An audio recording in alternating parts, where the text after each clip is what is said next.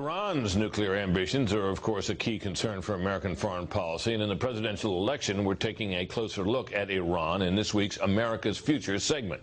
Tonight, Christians in that predominantly Muslim country. Estimates of their population vary from 79,000 to as high as 400,000. Correspondent Amy Kellogg reports Christianity has a long and storied tradition in Iran. This is probably what you think of when you think Iran, a country on the edge of the Middle East, an Islamic state. But there are ancient Christian centers here, like Urumia in the northwest reaches of Iran. Over 100 churches dot the area. You may not believe all the legends that come from here, but the history of the Christian minority is well documented and deep. They think there are no Christians here. But we are here, we're living here, we're fighting here, and we must stay here. St. Mary's, an Assyrian church, is the oldest existing church in Iran and one of the oldest in the world. People in Urumia believe that one of the three magi who visited the baby Jesus was buried on the site where this church was built in the 1st century A.D. Father Daria Vosh shows us other important sites, historical as well as recent. Like this shrine where locals say an image of the Virgin Mary mysteriously appeared several years back. The place draws Christians as well as Muslims who revere Mary as a saint.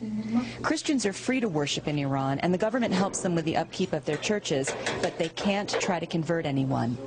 Christian evangelicals here are sometimes arrested for proselytizing, and the penalty for converting from Islam to another religion in Iran can be death. Armenians are also part of Iran's Christian community.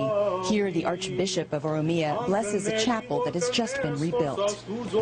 It's a little bit difficult for Christian people to live such a place as a Christian.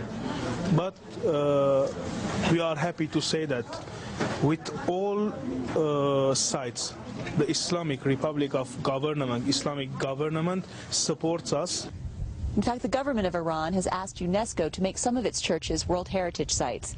This Armenian church in a remote part of the country near the border with Turkey was one of those designated just last summer.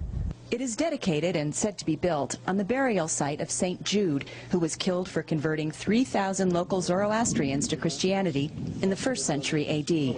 Though proselytizing is illegal here, this shrine to one of the original Christian missionaries is a national treasure in the Islamic Republic of Iran. As Father Daria Vosh reads prayers in Aramaic, the language of Jesus Christ, he says his biggest concern for his shrinking community is that the rest of the world not forget their role in Christian history and legacy. In Urumia, Iran, Amy Kellogg, Fox News.